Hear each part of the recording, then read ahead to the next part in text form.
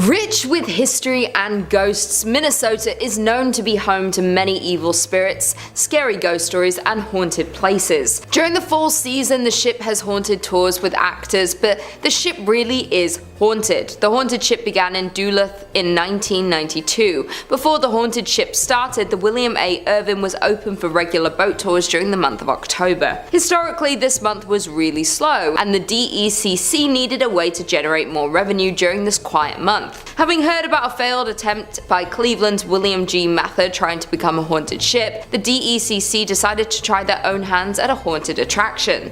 The William A. Irvin partnered up with UMD to give the school's drama department some experience on production and acting. Needless to say, their attempt was a huge success. More than 2 decades later, the haunted ship is the peak of the Irvin's yearly business. The most common sighting that employees relate is that a lady in white has been seen walking around the ship. Noticeably, she is usually up on deck and is dressed in period clothing. Nobody has ever been able to identify who she is or why she is tied to the vessel. There is also said to be a former captain who is still overseeing his ship. He is most often seen in the captain's chair and is said to be angry that the ship remains in dock and is no longer seaworthy. There are another 2 men haunting the ship. One sticks to the front of the ship and apparently does not understand what has happened to him, while the other sticks to the rear of the ship and has confirmed that he died after falling from a ladder. The family of the second man has come forward and said the story surrounding his death was always suspicious and they were denied a claim to his pension. In at number 4 we have Enger Tower. The 82-year-old watchtower can be found right in the middle of Enger Park. The tower was built in 1939 and looks over the Duluth Harbor, being known as one of the most well-known haunted places in Minnesota, and for good reason. The tower is 531 feet above Lake Superior and is built of bluestone from local sources. Enger Tower was first dedicated by Crown Prince Olav and Crown Princess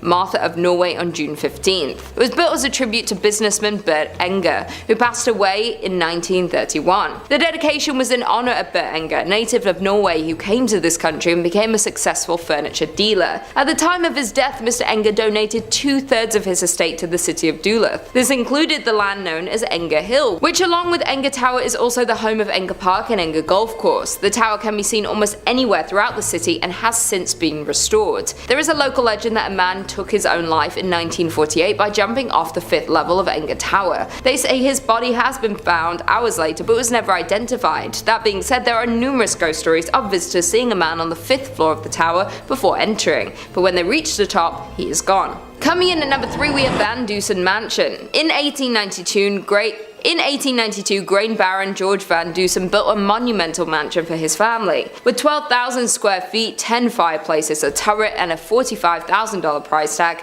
the home was a symbol of turn-of-the-century prosperity. After 2 generations of Van Dusens moved out in 1937, the building had been used to house almost everything except a family since, being used as a school, training medical facility, and even a college throughout the years. It was vacant in the late 1930s and spent 20 years as the College of Commerce. It was home to Hamline University Law School, then the Horst International Education Center. In the late 1980s, the castle fell on hard times and became little more than a flop house. By the early 90s, it was headed for the wrecking ball. 2 weeks before it was scheduled to be demolished, it was rescued by Wisconsin entrepreneur Bob Poling, who bought it for $237,000. Now a venue to hold fairytale-esque weddings, the Van Dusen Mansion has had its fair share of past lives. In at number 2 we have Mounds Theatre. The renovated theatre, an 86-year-old movie house, can be found in Minnesota. The old theatres have been rumoured for the past several years to be a home of community of creepy ghosts. One story goes as the Mounds was built in 1922 and operated as a movie house until 1967, when it closed so abruptly that when volunteers arrived many years later to renovate the place, they found popcorn on the floor. The subject of paranormal TV shows and professional ghost hunting investigations,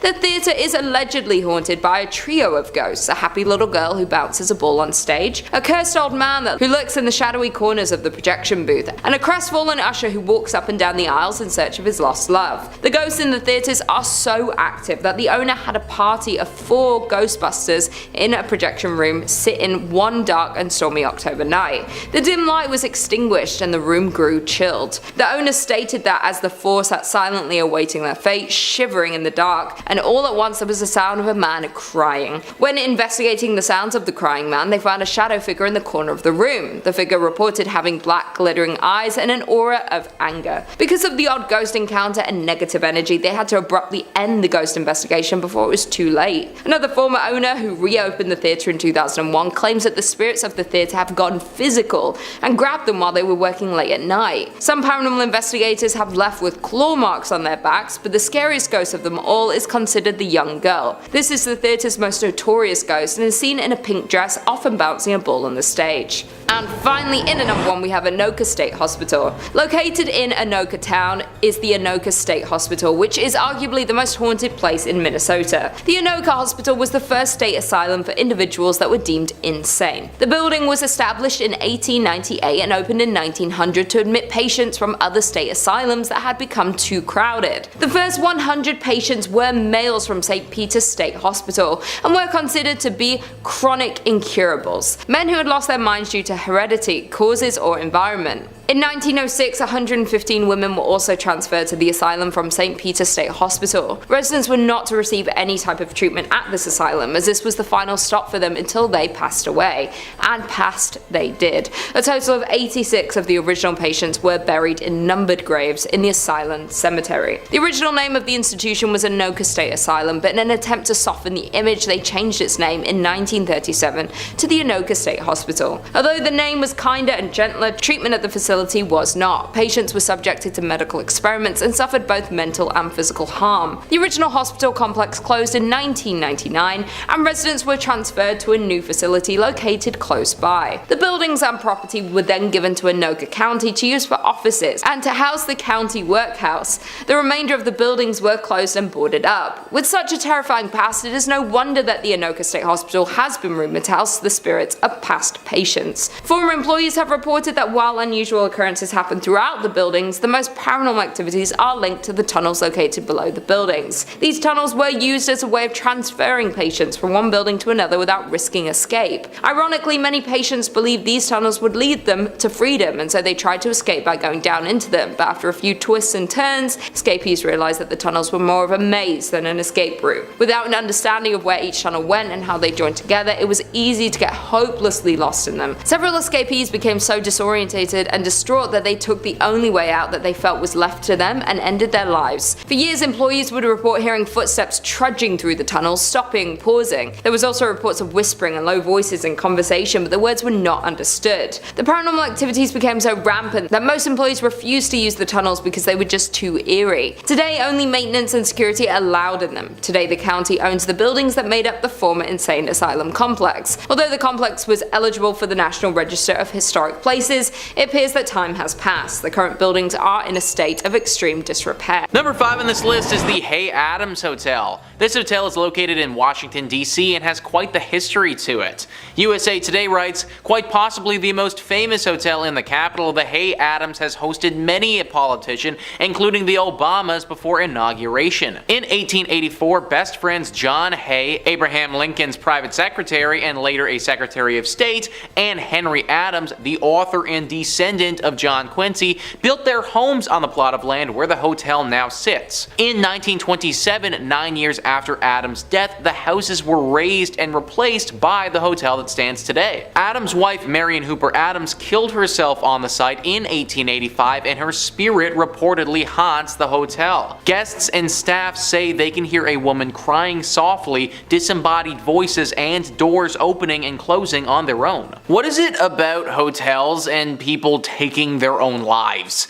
It feels like so many hotels are haunted because someone left the world far too early, and usually it was their decision to do so. Marion Hooper Adams is no exception, and she has made this hotel a very inhospitable place to stay. Sometimes you hear the faint cries of a creature or spirit and they go away, but apparently her spirit absolutely wails. All the time there are screams and crying heard. In fact, it's so repetitive that it gets less scary and more of an annoyance than anything else. People literally just can't sleep at night because they're constantly listening to her crying over how her life ended. It's also a nuisance when they find things missing all the time. Marion likes to move things and steal items. Oftentimes, the valuables of these people are gone if they leave the hotel for an extended period of time and then come back. Now, maybe this part of the legend is actually just one of the hotel workers stealing stuff and blaming it on her, but either way, things will go missing if you stay here.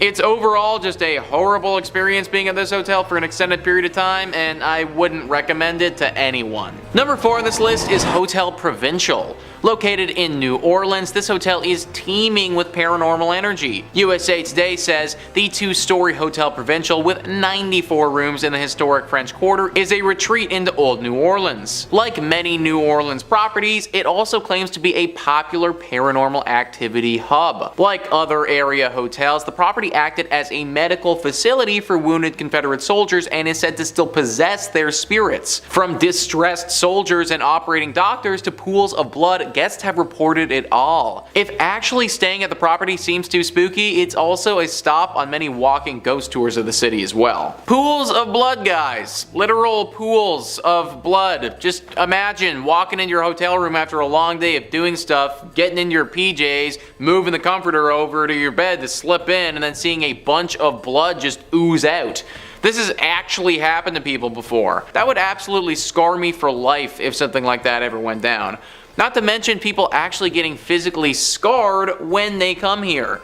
People have reported getting attacked by unknown paranormal entities while staying here, waking up to a spirit completely ravaging them and having no idea how or why it's happening. This is not the type of hotel that you want to stay at, and you will literally risk your safety if you do. Number 3 on this list is the Pfister Hotel. This one has been around for a while and has got a lot of people scared who've stayed here.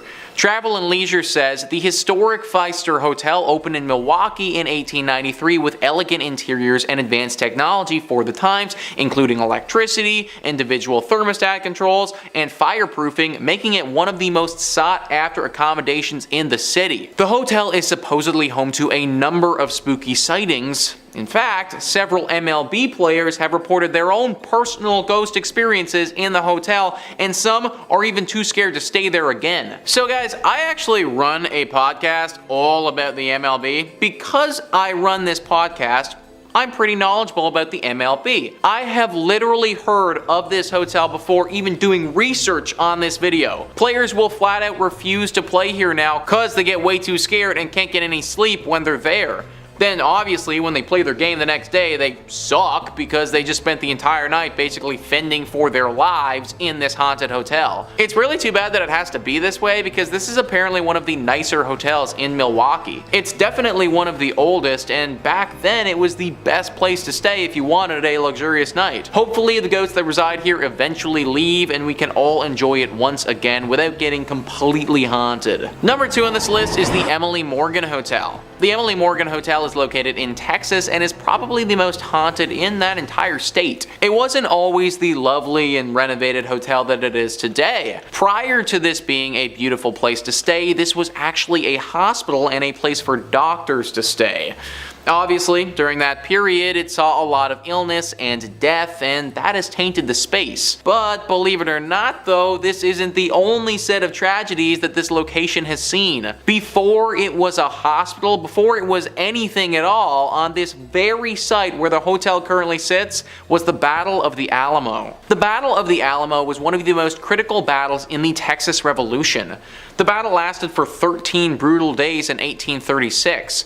It was between the Mexican soldiers and the Texan soldiers. The Mexican soldiers won out and killed every single one of the Texan soldiers who were there defending their fort. This battle is one of the most famous in American history for how horrible and brutal it was.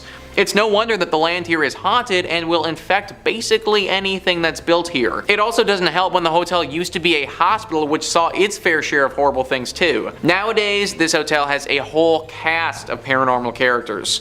Soldiers from back in the day have been spotted roaming around the halls, and patients and doctors as well. There have even been a few occasions where people have reported having visions of being on the battlefield as if they were transported there.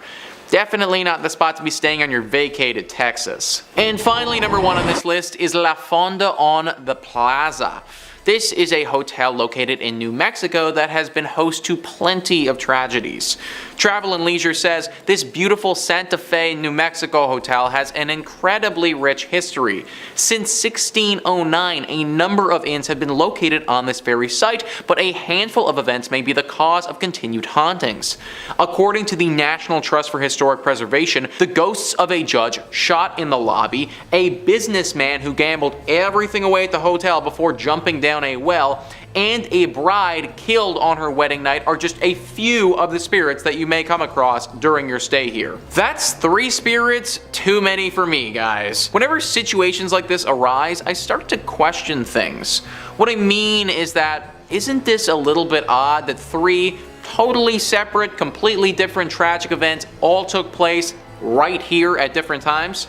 Sure, it could be a coincidence, but it seems like a rather sad one if you ask me. Maybe there was always something about this space that was just a little off. Maybe people who come here just get hit with horrible luck. Maybe this hotel was built on some sort of ancient ground that it shouldn't have been built on, and this is the horrible reaction. I obviously can't say for sure, but something's fishy about this hotel, and I wouldn't recommend checking it out if I was you. Number 5 on this list is the Molly Brown House. If you live in Denver, then there is no way that you aren't familiar with this haunted place. Thrillist says you've no doubt heard of the Molly Brown House and likely passed it on the street once or twice too. Molly Brown was a notable member of Denver's elite and perhaps known best for being a Titanic survivor, and despite allegedly living a relatively happy life, visitors to the museum and staff have reported quite a bit of strange happenings. Some have smelled what's believed to be husband J.J. Brown's pipe, or have witnessed lights off and on the fritz, and staff have reported furniture being seemingly rearranged. Sometimes figures can even be seen roaming the house. A visit is worth it alone for the history, but the potential for getting a bit spooked or walking into a cold spot is definitely an added bonus. We once again have one of those locations where no one has any idea why it's haunted, it just is. Maybe it's the connection to the Titanic that has got this place acting funky. Obviously, that was a very unnatural occurrence and took the lives of tons of people in a very sad way. So I could believe that the Titanic and the survivor of the Titanic plays some role into why this place is haunted the way that it is. Good news is that this isn't the worst haunting that you can run into. Like, yes, you will get a little scared for sure. You might smell something funny, or have a ghost pull something on you, or even maybe have small valuables go missing. But ultimately, you probably shouldn't be dragged to the underworld here by some shadow demon or anything like that. So I guess if you were to visit any place on this list, then this one wouldn't be the worst. Just be prepared for what's coming, because if you aren't, then it could leave you with some serious mental trauma. Number 4 on this list is Phantom Canyon Road. You need to be very careful on this road because there is a good chance you could suffer a serious crash if you aren't. Thrillist says a haunted road is one thing, but a haunted road in Colorado means you're likely on the edge of a mountain and at some serious elevation. Phantom Canyon Road is a detour off the Gold Belt Tour byway connecting Cripple Creek and Florence, and was originally the railroad for that route. As you drive along, you can clearly see the ghost towns of Wilbur, Adelaide, and Glenbrook, and legend has it that the reason for Phantom Canyon's name is credited to sightings of a man wearing a prison uniform walking along the tracks in the 1890s. The man supposedly had been executed at the Colorado State Penitentiary a few days earlier. So yeah guys, you better have your wits about you, because if you don't, this ghost might come out and startle the crap out of you, and then the next thing you know, you're gonna be face deep into a tree somewhere. It also just adds to the horror ambiance that you're driving past several ghost towns along the way. Like, of course, they just had to be on the side of the road as you're also getting stalked by this ghost prisoner. No one really knows what this prisoner wants with you, but let's face it, I can't imagine it's good. My dude was executed back in the day, so for one, what he did was probably pretty bad to warrant a punishment like that, and then secondly, he literally got executed, and I can only guess that his ghost probably isn't too pleased about that. Y'all need to be especially careful if you're driving down this road, because at any point this guy could pop out. Number 3 on this list is Central City Masonic Cemetery. Of course we had to have a cemetery on this list. No haunted place list would be complete without at least one of them. Thrillist says, founded as a mining town in the late 1800s, Central City is now known as a destination for those looking to head to the hills for a gambling fix in the casinos that now dot the area. But one thing hasn't changed. The woman in black who twice a year appears in this hilltop cemetery above the town. Known as the Columbine Lady, she comes to visit the grave of John Cameron,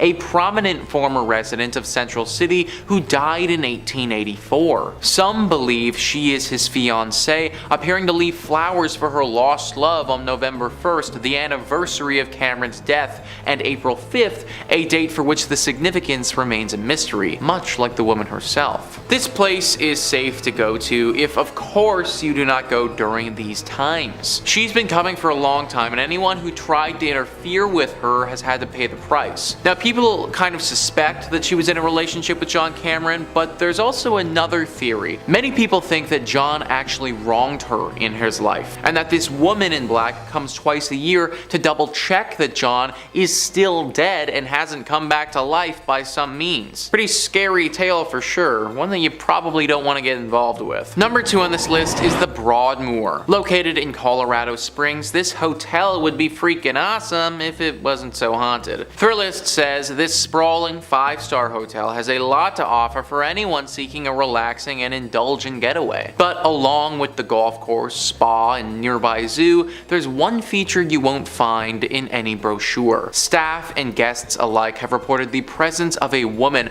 often in the penthouse where Julia Penrose, co-founder of the property, once lived. While not confirmed, Penrose's death is said to have been surrounded by a strange occurrence in which she went missing and was later found, confused and shaking in the woods nearby with no memory of how she got there. She passed away a week later, and perhaps her spirit remains, watching over the property and seeking answers about her own mysterious death. Now I am wondering, man, how did Penrose die? Like, this whole story feels like a movie or something like that. I truly think somebody needs to get in here and investigate what the heck happened here. Because, like, should we be scared of the region because this is gonna happen again? Was Julia doing something specific before she disappeared, and should we avoid doing that thing? There are just so many questions that need to be answered here, and sadly I can't do it from the comfort of Toronto. That being said, I'm also not trying to end up like Julia, and therefore will be leaving this job to somebody far more qualified. And finally, number 1 on this list is the Highlands Ranch Mansion. A truly picturesque mansion, one that's been standing for over 100 years and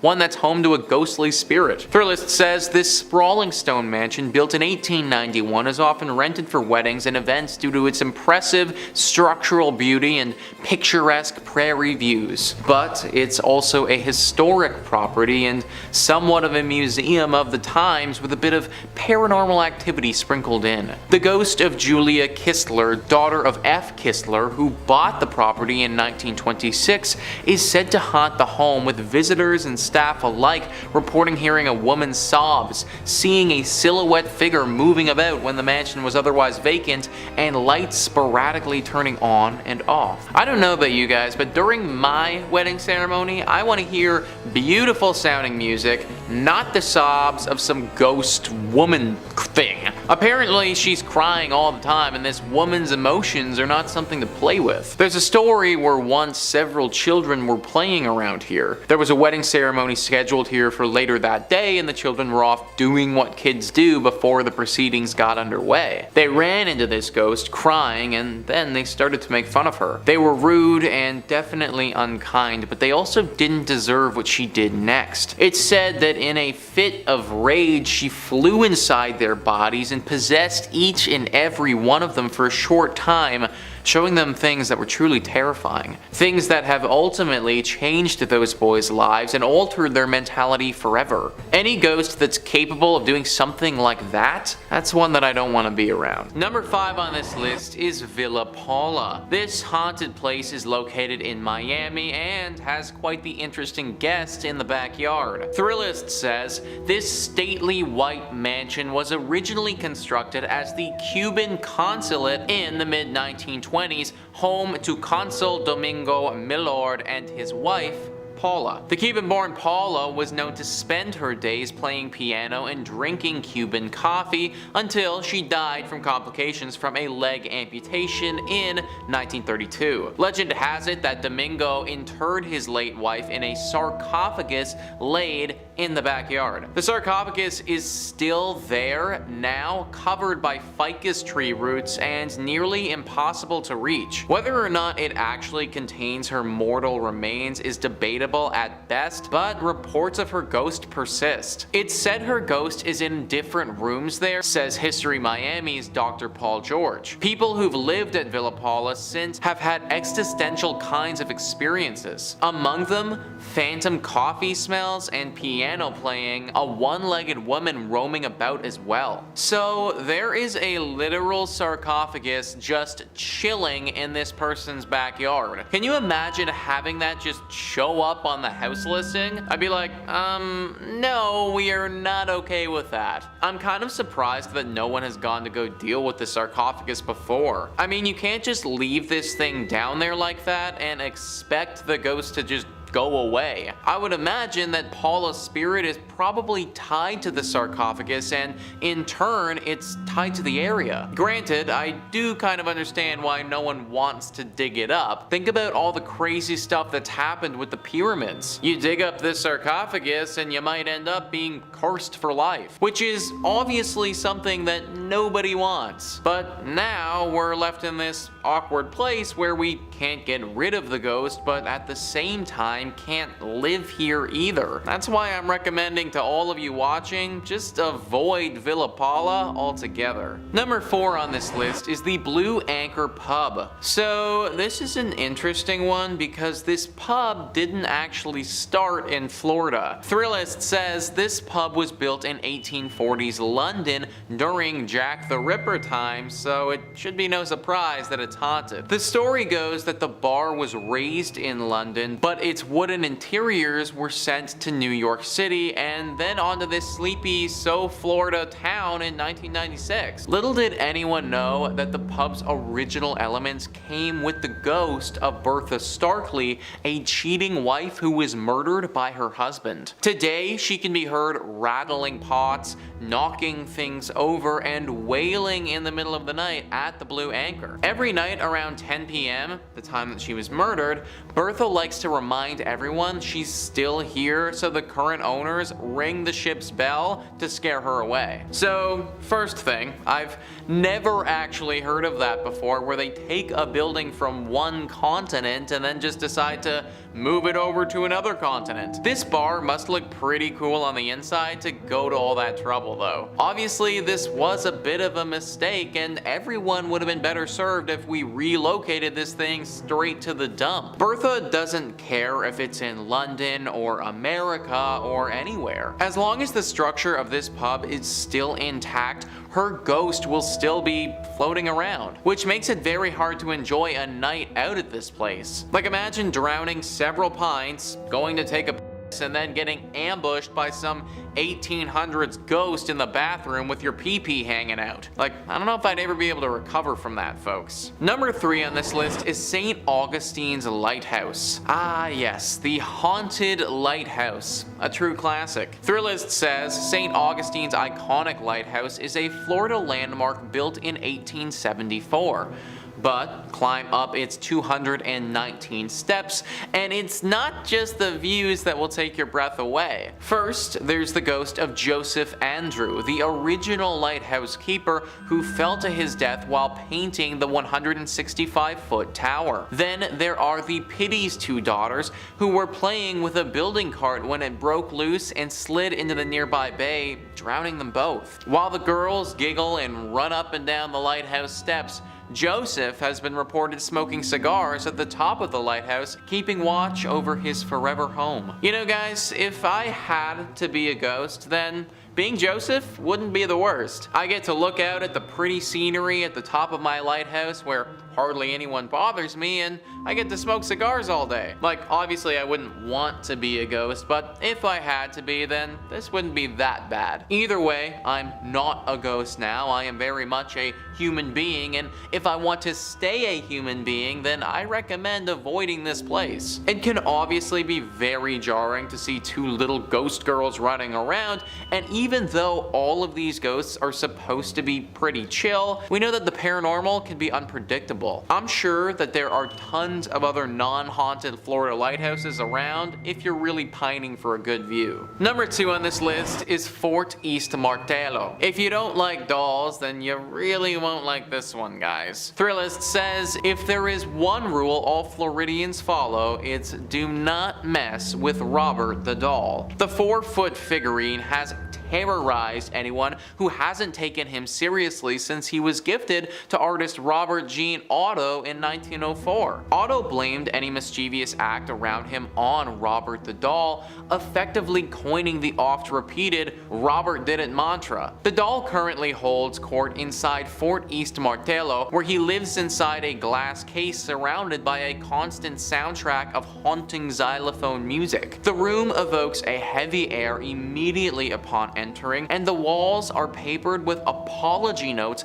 from cocky tourists who've dared cross the world's most haunted plaything. Even the Prince of Darkness himself, Ozzy Osbourne, felt Robert's wrath when he suffered a series of health mishaps shortly after dissing the doll on his reality show. I don't like dolls, folks, especially the haunted variety, so this entry obviously had to make the list. Clearly it curses you after you see it because people literally have to come back here and ask for its forgiveness. I don't know if the notes work or not, but I guess that's all you can do when you're dealing with a haunted doll. Hopefully this doll can just chill out and stop haunting people, but in the meantime, I just flat out avoid going to this place in Florida altogether. And number 1 on this list is Casa Monica Resort and Spa. It really sucks that this place is so haunted because it's truly beautiful. Thrillist says St. Augustine's fanciest hotel is also its most haunted. In fact, this 5-star Mediterranean revival haunt is a hotbed of spectral activity. Children are heard running along the 4th floor, but no one is there. The radio in the Ponce de Leon suite randomly comes on, but no one's there. Guests of room 411 wake up to people staring at them,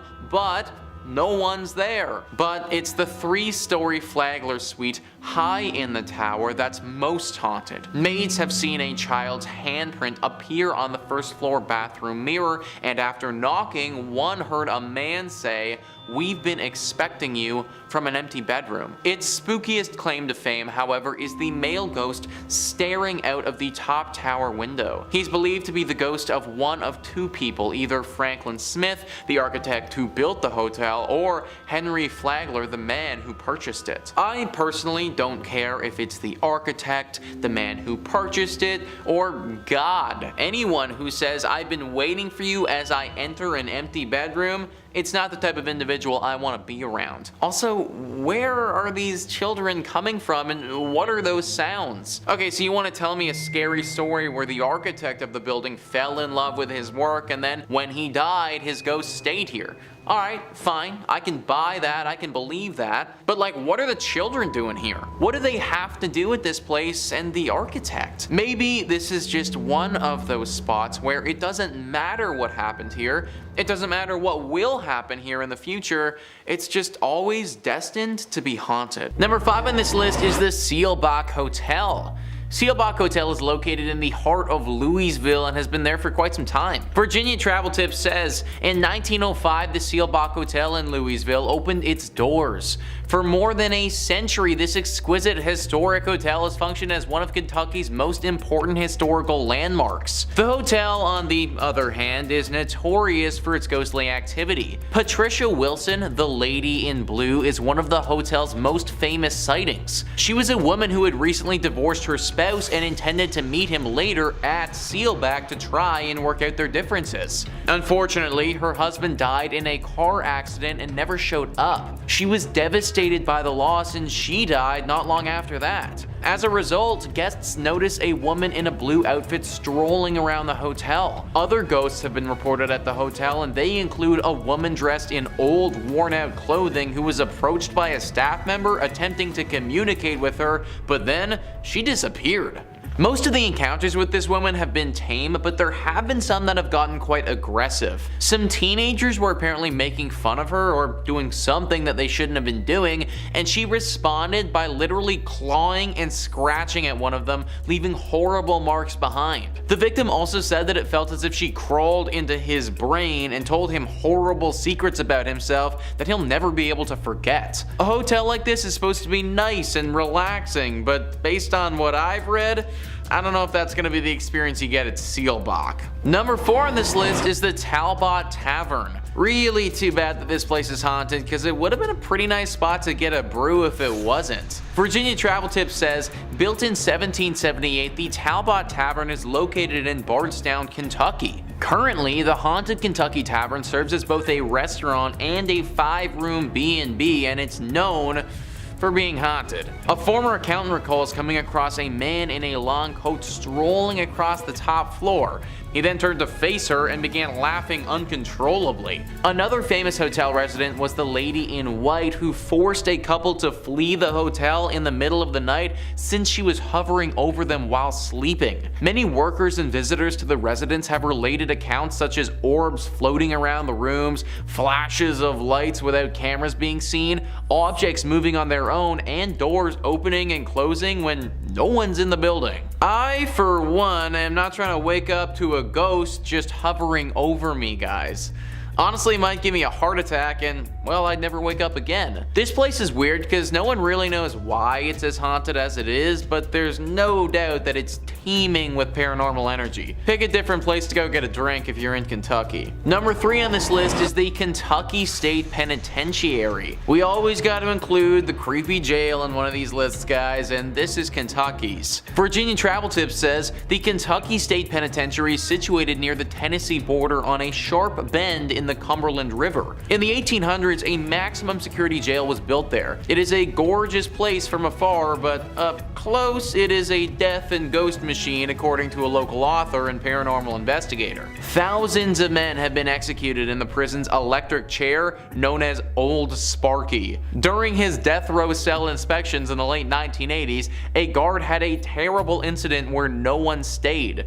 He was greeted by a prisoner who was reading the Bible. When he returned to his office, he asked about the prisoner's meal, only to discover that no one was in that cell. When he returned to the cell, he discovered that it was empty except for a small Bible on the floor. Yeah, kinda weird. More strange occurrences were recorded around the institution, with many reporting seeing a reflection of an inmate who attempted to shock them. Okay, so honestly guys, I want to take this as seriously as possible, but Old Sparky? Like, imagine dying in a thing called Old Sparky. Like, I think it's meant to electrocute people, but why does the killing chair sound so cute? Kinda sounds like something that you name your dog, not a murder weapon. Anyways, Old Sparky has certainly done its job though, and now the place is super haunted. Most of the prisons we talk about on this channel you can go visit if you like, because they're all typically abandoned. That's not the case with this one though. The Kentucky State Penitentiary is still fully operational and has tons of prisoners in it. Not only do these people have to chill in jail, but it just so happens that their jail is also haunted. Number 2 on this list is Mammoth Cave. So we actually spoke about Mammoth Cave on this channel before in our series about top 5 terrifying caves where evil awaits, so if that interests you, then go check it out. It made that list because it was super haunted, and naturally it has to make this one as well. It is, as you'd expect, located in Kentucky. It is the biggest cave in the state by far, which is why it's named Mammoth Cave. Most of the cave has been unexplored, which is kind of nuts considering we've already seen about 400 miles of it up until this point. This has been an area of interest to people for thousands of years. Back 4,000 years ago, it's believed that people used this cave to bury their dead. This was the first encounter this cavern saw of death, but it definitely wasn't the last. After the War of 1812, these caves were sold off and used as a place to mine salt. The workers of these mines were slaves and oftentimes were worked to death down there. After the salt had been mined, this place functioned as a spot for sick tuberculosis victims to go. Obviously, this created more death in this place and just contributed to what is a very haunted area now. Today, we get an array of ghostly apparitions popping up to people. Ghosts from all the way back 4,000 years ago have been seen, still lingering and clinging on to this cavern. People have seen the visions of slaves calling out for help and ghosts of sickly individuals as well. H.P. Lovecraft, one of the most famous fantasy horror writers, was inspired by this cave. Anything that inspired that guy is probably a spot that you want to avoid. And finally, number 1 on this list is Nada Tunnel. What is it about tunnels that's just so creepy? It feels like there are a few locations in the world that seem to attract paranormal activity, and tunnels are definitely right up there. Virginia Travel Tips says Nada Tunnel, also known as the Gateway to Red River Gorge, is located in Powell County, Kentucky. Works of a one-lane tunnel on a two-way road began in 1910 and concluded in 1911. Drills and dynamite were used to rip through the limestone rock during construction, and one worker died while attempting to dissolve a stick of frozen dynamite by placing it next to the fire, which, resulted in the dynamite exploding. As a result, the man's spirit is claimed to haunt the Kentucky Tunnel. Others allege that the location is haunted as a result of a climber who died in this region. These incidents are linked to the mythology of a green orb appearing in front of the tunnel. If you plan to enter the tunnel, keep in mind that it only fits one automobile at a time, therefore check for other car headlights before proceeding. This is one of the coolest haunted places in Kentucky for the sake of it being engulfed in nature. So it may look really cool, but the haunted nature of this spot makes me think that it should be avoided. Man, imagine literally getting blown up by a stick of dynamite. Like, that might actually be the worst. Granted, my dude did stick the dynamite literally right next to a fire, so I feel like he might have brought this one on himself a little bit. I'm not really sure how the climber would have died in this tunnel, but you gotta imagine that he screwed up if he was climbing in a tunnel. Either way, the spot is definitely riddled with these spirits, and they manifest themselves as this glowing green orb. Now, there haven't been too many reports of this thing being super dangerous, but it is definitely creepy to say the least. Locals don't really travel down this pathway for fear of the orb and what it could potentially do to them. Also, on a total side note, I just want to bring up the fact that this is a one-way tunnel on a two-lane road. Like, how dangerous is that, guys? What if it's foggy or something and I can't see all the way down the tunnel to the other car? That is literally the dumbest road design I have ever heard of. Maybe the legend was just created by the locals because they know how dangerous this freaking tunnel is. Regardless of what it is, I recommend staying away. Number 5 on this list is the Zach Bagans Haunted Museum. Most haunted museums, or anything like that, are all kind of phony and corny. This one though, this isn't for the faint of heart. Thrillist says when Zach Bagans opened the Haunted Museum in Las Vegas, he did his homework and picked the creepiest place possible. The attraction is inside an old Victorian home that dates back to 1938. It was owned by a family haunted by a child who died due to surgical complications. Later, when the home was vacant, intruders broke in and held satanic rituals in the basement. Adult actress Jenna Jameson actually grew up in the house and swears the stories are true, but doesn't like to talk about it too much. Today, you can take a guided tour of the Haunted Museum, frequently used as a filming location for Bagans' ghost adventures on the Travel Channel and Discovery Plus. The museum packs a lot into one visit with more than 30 rooms. Things start off relatively tame with a look at spooky artifacts and a gambling parlor and a closet full of creepy dolls. But the pace picks up with exhibits dedicated to notorious serial killers, an up-close look at a Volkswagen van used as a death machine by Jack Kevorkian, and a haunted hallway of killer clowns. It's best not to give away too many spoilers, but at one point you'll face an item described as the most haunted object in the whole world. You will even get to explore the basement at some point, which many people believe to still be extremely haunted. You gotta wonder why the heck so many horrible things happened here. Haunted child, satanic rituals, other questionable things that have probably not been leaked to the public. I guess it makes sense to have a haunted museum here, but obviously bringing in all of these other haunted items has just further promoted paranormal energy, and now this is clearly a hotspot for spirits and ghosts alike. Only go to this museum if you can handle a good scare. Number 4 on this list is Rhyolite Ghost Town. This abandoned town is full of scary spirits, ghouls, and maybe a lot more. Thrillist says, take a short road trip out of Las Vegas and spend the afternoon exploring the ruins of Rhyolite, one of the most compelling ghost towns in the country. A hub of mining activity during the gold rush, the town was quickly abandoned when the boom went bust following the Panic of 1907. Wander around and you'll see the scattered remains of a bank, jail, and train depot. The landscape looks more like a nuclear war zone than a ghost town, but just as sinister and perhaps still home to the spirits who once lived there many years ago. We have talked a ton about ghost towns on this channel before. Something about ghost towns seems to attract spirits. Maybe like the sudden absence of people leaves a void that these spirits seem to want to fill. It also doesn't help the situation when you have people doing some very questionable things at these ghost towns. Considering they are totally abandoned and out of the way, ghost towns make for some pretty good places to have some covert meetings and deals go down. This one in Las Vegas, it's no different. Apparently a decent amount of criminal activity happens around here, with a lot of drug deals taking place here.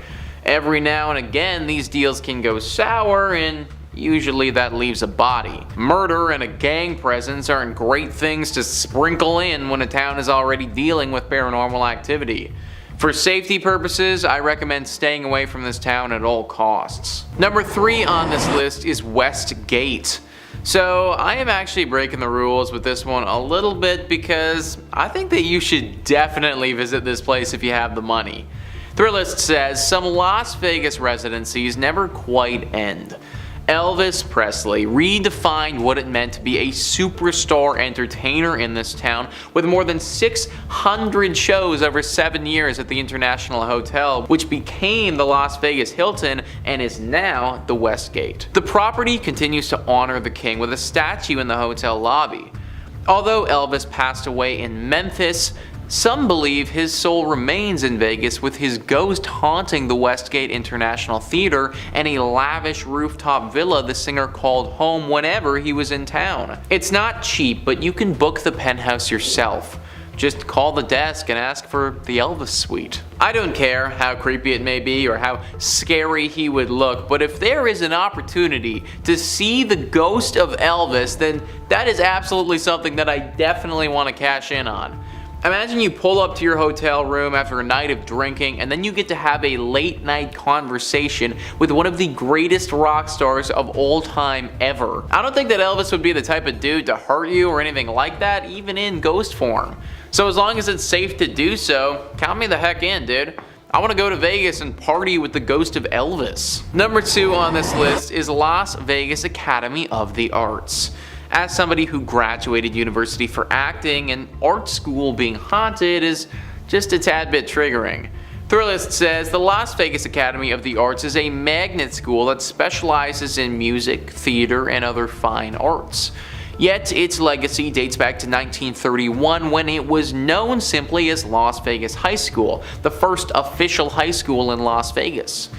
The site has seen its share of renovations over the years, although 2 of its 3 original buildings remain on campus with their sturdy brick exteriors still in place. Generations of students have swapped stories about Mr. Petrie, a ghost that roams the hallways and haunts the school's theater. Some claim to hear strange noises or feel a chill, especially when rehearsals carry over to evening hours.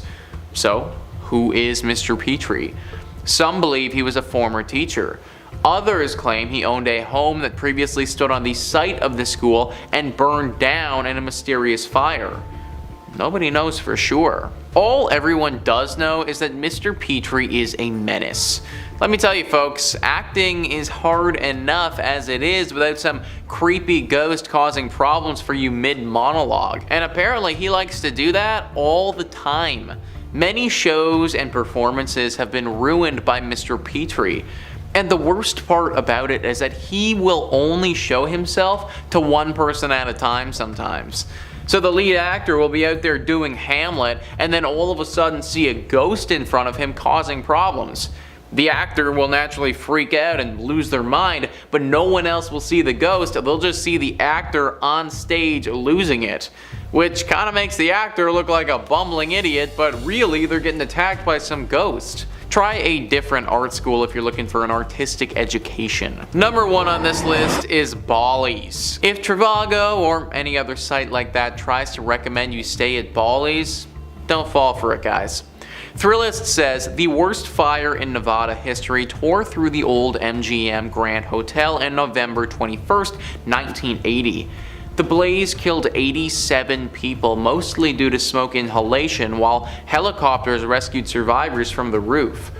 The property was eventually sold and renamed Bally's, while a new version of the MGM Grand reopened a few blocks south on the Strip. The tower engulfed in the fire is still part of the hotel, and guests sometimes claim to see unusual shadows in hallways, hear strange noises, and notice furniture that mysteriously moves in the rooms, especially on higher floors that saw the worst of the flames. Many believe the strange activity is caused by the spirits of those who didn't survive the tragedy.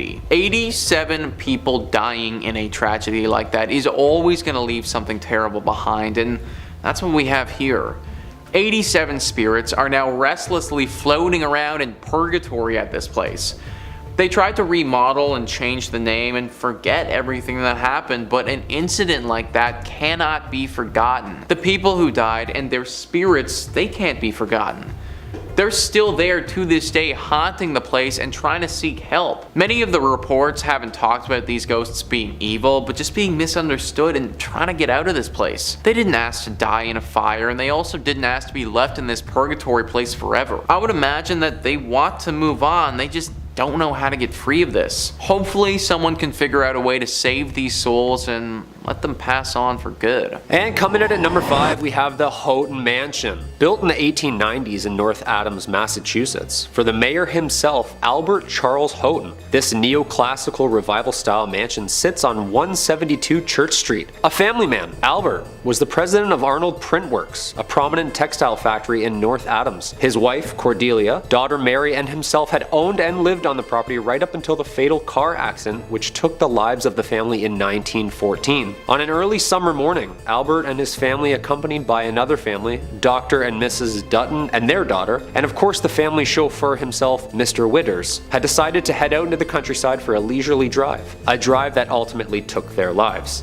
Unfortunately, for everyone on that August 1st morning, after a steep turn, the car lost control and proceeded to screech off the road, resulting in a rolling fatal wreck. All the women in this tragedy losing their lives, with the men barely surviving from the multitude of injuries. On August 11th, just 10 days after the accident, without his wife and daughter, Albert mysteriously died in the home from what doctors think was a broken heart. It is said that 3 ghosts haunt the Houghton Mansion, including Albert himself, Albert's daughter Mary, and the driver, Mr. Witters. The mansion remained with the Houghton family until 1926, when Albert's daughter Florence and her husband sold the building to the Freemasons. This is when the spookiness really started happening. Through its multitude of use throughout the years, additions to this historic site were added on by the Masons, using it for ritual and spiritual purposes, making this story even weirder. Over the years, there have been countless paranormal witnesses claiming that the ghosts roaming the halls of the basement, Mr. Witters himself, guilt-ridden with the responsibility of the crash, and Mr. Witters took his own life shortly after returning home with injuries, and residents that have stayed at the site have claimed that the manly figure aimlessly rummaging through the basement is the driver himself. Among these claims have another spirit lurking in Mary's bedroom. It is said that overnighters have witnessed multiple bright lights and auras flying around the bedroom in the middle of the night. I wouldn't even step foot into this house, let alone set up camp and spend the night. No way. The Houghton Mansion remains a tourist attraction and hotspot for paranormal goers worldwide, and to this day is one of the most haunted and mysterious sites in all of Massachusetts. Number 4. The Hoosac Tunnel. The Hoosac Tunnel, from the Algonquin word place of stones and the Mohawk word forbidden, is a 4.75-mile active railroad tunnel in western Massachusetts that passes through the Hoosac Range, an extension of Vermont's Green Mountains, and runs from Deerfield River in the town of Florida to the city of North Adams. The construction began in 1815 and ending in 1875 with a budget of $2 million, at the time the largest tunnel ever constructed, and it was later the result of taking lives of over 200 men during its construction entirety, earning it the nickname from locals, the Bloody Pit. This haunted, barren, 5-mile, completely enclosed stretch was subject to multiple accidents and deaths over the years, giving the tunnel its haunting history and reputation of being cursed itself. With the word forbidden, did the Mohawks know something that the workers didn't? Essentially, this cold, underground, pitch-black hole became one of America's strangest grave sites, resulting in everything from mysterious gas leaks, dynamite explosions, roofs collapsing, and even mechanic failures resulting in a mass flood. For the past decades, there have been numerous paranormal activity witnesses who have documented strange events, from police officers to the freight conductors themselves. Some of the reports over the last 100 years included numerous farmers and wagons ending up in different areas of the railroad, missing hours of time. The farmers had claimed that when spending time around the railroad and its tracks, that memory and confusion would always set in. Some residents have claimed that they have even been chased out of the tunnel by an unexpected freight train chugging along aggressively through the tunnel like a bat out of hell, and then vanishing. Numerous ghostly figures resembling workers roam the dark tunnel, and if that isn't scary enough, some people, including hearing the echoes and screams of even the workers who were buried alive under the rock, still holding their tools, or even seeing ghostly figures in pumping chambers where numerous men tirelessly making rafts not to drown. The Hoosac Tunnel remains one of the most visited and haunted places, marking it just one of the sites you'll probably never find me at. Just in 2020, the tunnel was yet again subject to a mysterious collapse, resulting in months of repair. Yeah, I say stop fixing it and just let it be. Number 3. The USS Salem. Planes, trains, and automobiles. Well, almost. A big boat. The USS Salem, a heavy cruiser built for World War II in 1945, was originally built for action. Its bold, aggressive architecture was one of the last, as it was more of a bluff to its opponents than actually a hero of war. In May 1949, War Departments handed the Salem's helm to Captain J.C. Daniel himself. The ship was built and updated with what was then the latest military tech and weapons, and it was meant to strike fear in whomever or whatever was in her way. Although the ship wasn't used in any action during World War II, it acted as a flagship, training operation, and main purpose as a threat to the naval enemy. It wasn't until the USS Salem had responded to the 1953 Ionian earthquake, or also known as the Great Kefalonia earthquake, as it hit the southern Ionian islands of Greece on August 12th, devastating the entire area. The USS Salem landed on Greek shores and acted as an improvised hospital and morgue, giving it its famous name, the Sea Witch. The ship was decommissioned shortly after its rescue and lays in Boston's harbor as a tourist attraction from all of its dark history. Some of the paranormal activities that arise on the ship include the Burning Man, who smells of rank death and can be seen in the mess hall where the bodies have been stored. Another famous apparition on the ship is the ghost girls who lurk the halls of the ship. Little ghostly figures can be seen and felt on the legs of tour goers. Some people claim that the ship is even home to hellhounds, an aggressive pack of ghostly creatures that roam the ship, growling and scratching at closed doors. Yeah, the next time my dog scratches at my door, she's going up for adoption, I'm sorry. Number 2, the Lizzie Borden House. This quaint bed and breakfast located at 230 2nd Street is home to one of America's most haunted and mysterious homes. The Lizzie Borden House gets its haunt from an unsolved murder of Lizzie Borden in 1892. One of the most infamous true crime figures, known for her murdering of her father and stepmother with several blows to the head with a hatchet. Oof, ouch. Although acquitted, the killings remain unsolved to this day. This case earned notoriety, and much that the popular local children's rhyme had been linked to this death. Lizzie Borden took an axe and gave her mother 40 whacks. When she saw what she had done, she gave her father 41. That is horrible. On August 4th, 1892, Lizzie's stepmother of 27 was struck 19 times while her father Andrew was hit 11. Although Lizzie Borden was acquitted and found not guilty, the dark history draws in crowds every night for its nightly tour of the premises. The Lizzie Borden room, the infamous room where all of the murders took place, is the most requested and most popular for paranormal overnighters. And not only can you enjoy a lovely inclusive breakfast to yourself, but the nightly house tour, ghost tour, and ghost hunt attracts fans of horror every night of the year. Yeah, that's terrifying. And there's a jingle to it. I don't like that at all. And coming in at number 1, the Salem Witch Trials. We can't talk about haunted places in Massachusetts if we're not going to bring up the witch trials. And I'm not talking about Sabrina the Teenage Witches, or anything of cute of that nature. These famously documented witch trials need no introduction, and unfortunately lays way to one of the most horrific events based in truth. The site of mass hysteria and hangings of supposed witches took place here and occurred in colonial Massachusetts between 1692 and 1693. More than 200 people were accused of practicing witchcraft, or better known back then as the devil's magic, and 20 were ultimately executed. Eventually, the colony admitted the trials were a mistake and compensated the families of those convicted. Okay, yeah, sorry. I just thought when you sneezed, you didn't say bless you, so I already don't like you, so I figured you were a witch. I'm really sorry. Since then, the story of the trials has become famous in paranoia and injustice, and it continues to baffle researchers to this day. We all know the famous play written by American playwright Arthur Miller in 1953, The Crucible, depicting the mass hysteria and drama during these trials. This was the perfect time if you didn't like someone that a strategic and untimely sinister accusation led to the demise of thy neighbor. I saw Sarah Good with the devil. I saw Goody Osborne with the devil. Who else don't I like? I saw Bridget Bishop with the devil. Abigail. End of Act 1. Since the start of the trials and hysteria in North America, other European countries shortly followed with their own mass witch hunts, resulting in somewhere between 40,000 and 60,000 tried and executed for witchcraft. That's a lot of broomsticks. The Salem Witch Trials of Salem, Massachusetts is still one of the world's biggest hotspots for mystery and paranormal story. Coming in at number 5, we have South Manitou Island in Leland. South Manitou Island is part of an island chain in Lake Michigan that extends north to the Straits of Mackinac. The only public access is by ferry from Leland, Michigan. The island consists of a ridge of tilted layers of limestone buried under a blanket of glacial debris. 16 miles offshore from the Lilano Peninsula, featuring 300-foot sand dunes, deserted shoreline, and empty campground, it's about as terrestrially creepy as you can get in Michigan. In the 1800s, the island became a popular harbor for ships traversing the newly built Erie Canal into the Great Lakes and on to Chicago.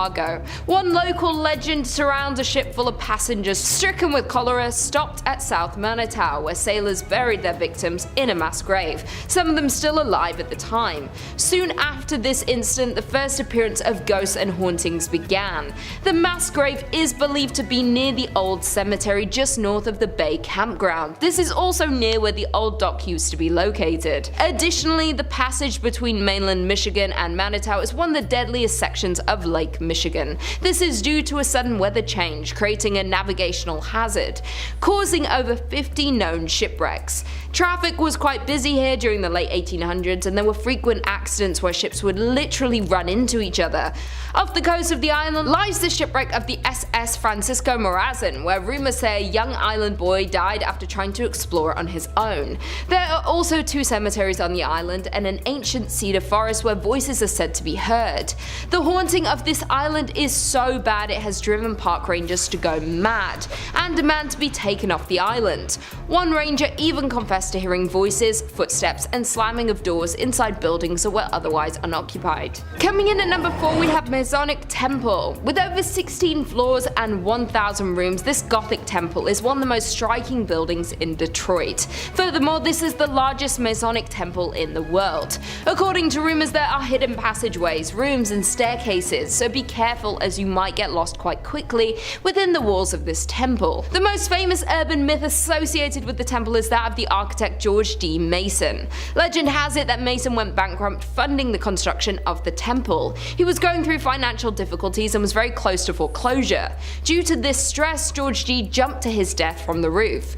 This story will back up the fact that many reports of a ghost climbing the steps to the roof of the building as if stuck in a loop of his darkest moment. Even scarier, additionally, guards frequently find the door to the roof unlocked, even when it was just checked moments earlier. Additionally, the temple has various cold spots and doors are reported to close suddenly. One of the roof doors is said to swing open just moments after it is locked by a watchman. Many people report the feeling of being watched while inside of the building. Coming in at number 3, we have Doy Hotel. The Doy family has owned and operated the hotel since it opened in the 1920s. The Doy men were and remain the business managers. However, as the current owner Jim Doherty tells it, it was the Doherty women who were the heart and soul of the business. The hotel has a colourful history. During Prohibition, it was a speakeasy, a place for backroom gambling and adult entertainment. It was also a meeting place for the Mafia and Purple Gang. Here, they worked out their differences. In 1938, the hotel was the site of one of Michigan's most notorious murders. Isaiah Lebo, former Purple Gang attorney turned Purple Gang businessman, was murdered in the bar. He was shot by his cousin and business partner Jack Livingston and sadly passed away. Ever since, there have been numerous hauntings. Some believe it's Lebo who haunts the ground or grandmother Helen Doherty who passed away at the hotel. But there is one thing for sure, and it's the many ghost stories that are now associated with the hotel.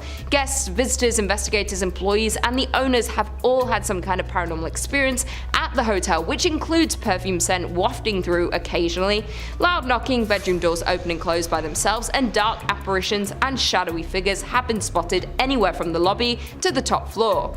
Also, the spirits of other murder victims roam the halls, lobbies, and rooms. While some can be seen, others prefer to just make noise. Coming in at number 2, we have Michigan's first state prison. Established in 1838, Michigan's first state prison remained in operation through 1934. The prison served as the nucleus for the city as it spanned some 20 acres. Over the years, it relocated and at one point became the largest walled prison in the world with around 6,000 inmates. In 1952, in response to poor medical care, brutality from the guards, and bad food, 2 maximum security prisoners took hold of a guard and used his keys to release other inmates.